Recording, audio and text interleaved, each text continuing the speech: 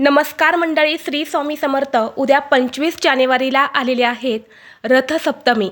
आपल्या हिंदू धर्मामध्ये रथसप्तमीला खूप महत्त्व आहे. हा दिवस सूर्यदेवाला समर्पित आहे. या दिवशी सूर्यदेवाची पूजा केली जाते. ही पूजा केल्याने सर्व पापांपासून मुक्ती मिळते, सुख, समृद्धी तसेच सौभाग्य प्राप्त होते. तसेच सर्व वाईट गोष्टी, दुःख हे आपल्यापासून दूर राहतात. रथसप्तमीचा दिवस हा अतिशय महत्त्वाचा असल्यामुळे या दिवशी काही प्रभावी उपायसुद्धा केले जातात. आपल्याला उद्या रथसप्तमीला सकाळी उठल्याबरोबर घराच्या उंबरठ्यावर ही एक वस्तू ठेवायची आहे.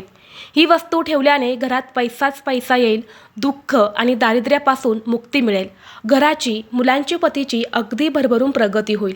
तर अशी कोणती वस्तू उंबरठ्यावर ठेवायची आहेत, हा उपाय कोणत्या वेळेत करायचा आहे, याबद्दलची संपूर्ण माहिती एका व्हिडिओद्वारे मी तुमच्यासोबत शेअर केलेली आहे. तो व्हिडिओ पाहण्यासाठी या व्हिडिओच्या खाली जो छोटा त्रिकोण दिसत आहे त्या त्रिकोणावरती तुम्ही क्लिक करा, म्हणजे योग्य ती माहिती तुमच्यापर्यंत येईल. धन्यवाद. श्री स्वामी समर्थ.